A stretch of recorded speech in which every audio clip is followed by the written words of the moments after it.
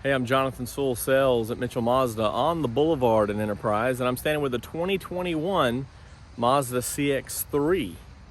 And we're gonna go inside, we're gonna go outside of this entry-level crossover and show you all the great features that it has for a very low price. So let's jump in.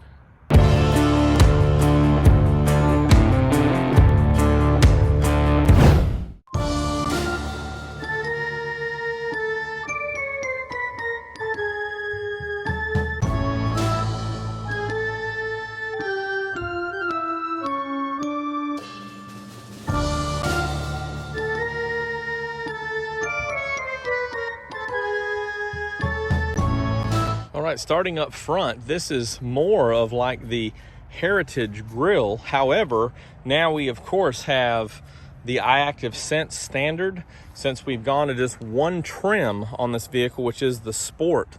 So you have iActive Sense standard, the big signature wing right there, but more the traditional grille style from when this vehicle first came out in 2016. Now this is one of 7 exterior colors available, the jet black mica. So you can dress this up a lot of different ways with the flexibility of exterior colors. And because it's one trim, it's got all the same equipment and a lot of equipment on it from years past.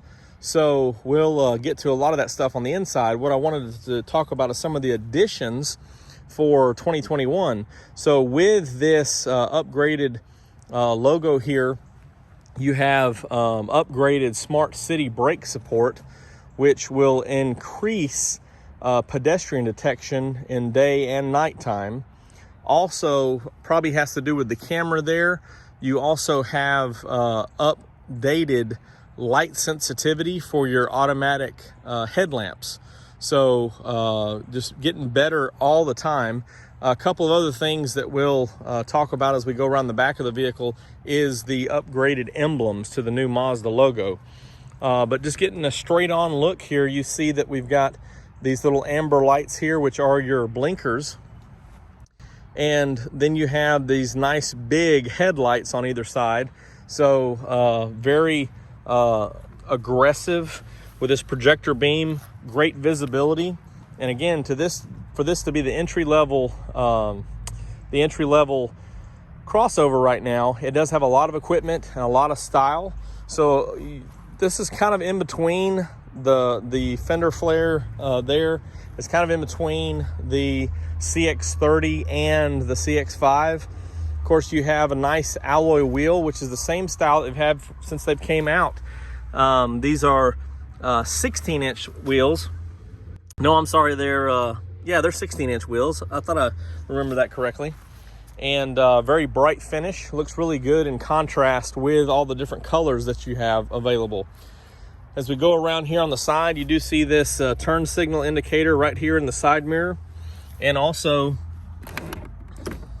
these are breakaway, and I did that so that you can see this, see me, hey, how you doing? But also your blind spot monitoring right there is available or standard on this vehicle.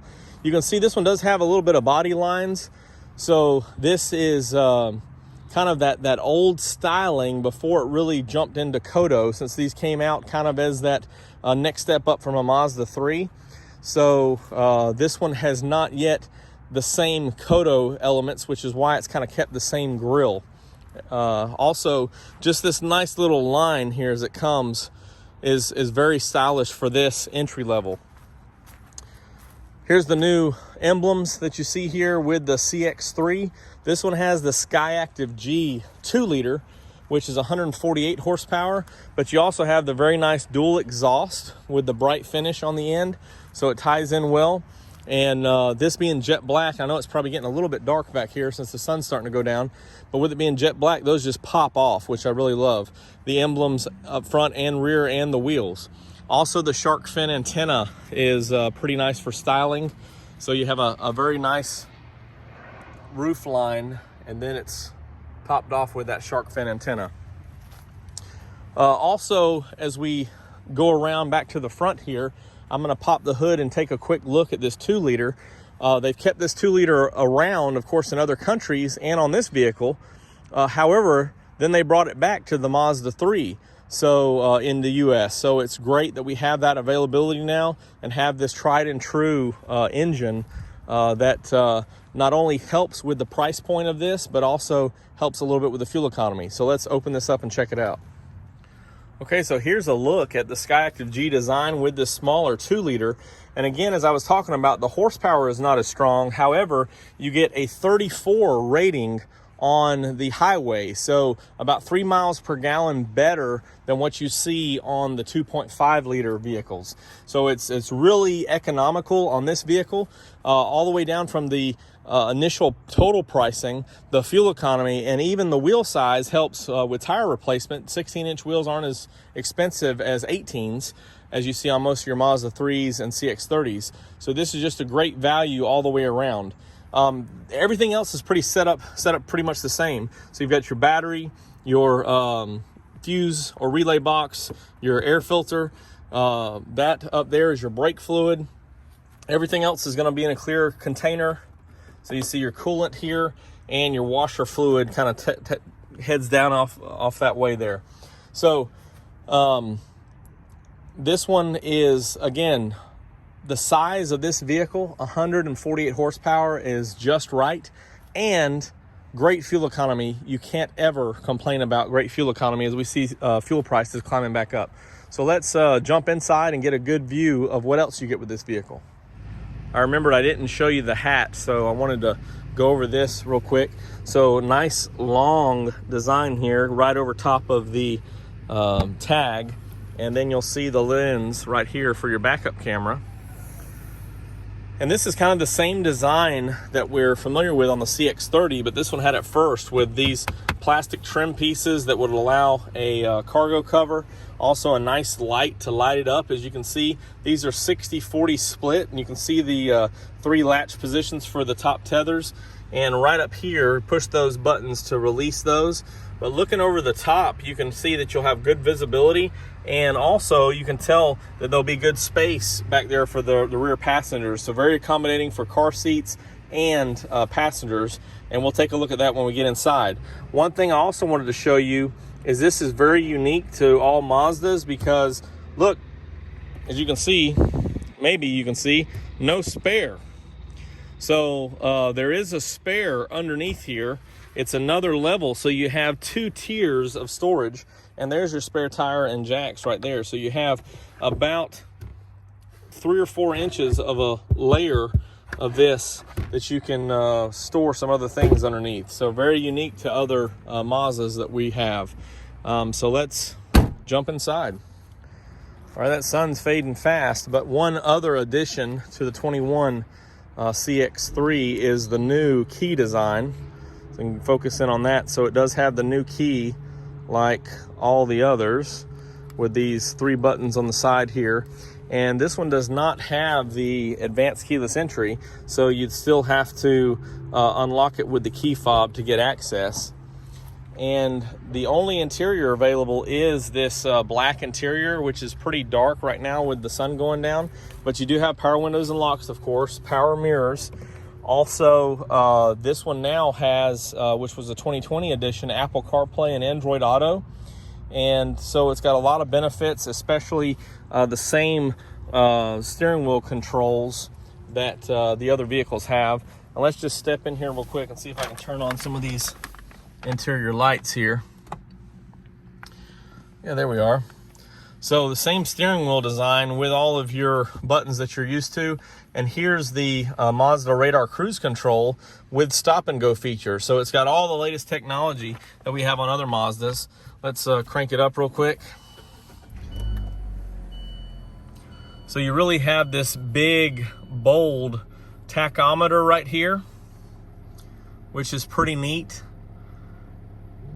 And then a digital, let me see if I can focus there, a digital speedometer right there. And also this one, all of them are standard with this heads-up display, that old style with the pop-up lens. So you do have an active driving display right there, and showing our gear, which mode we're in, park right now, 4 miles, and then how many miles to empty and other things over there. So very simplistic, but also everything that you need right there.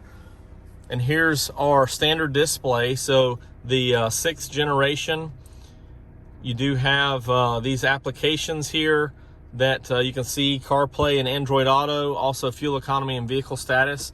So the commander controls the same. Then up here you have your USBs, 2 USB ports, and because it's the 6th generation, it's just the top one for the phone mirroring. And then you have the availability of a nav card to go right there. Very comfortable seats. This is a very nice material, and the styling with the contrast stitching, so it looks really good. And this one's, you know, almost upright here as it came. Very durable seating right here.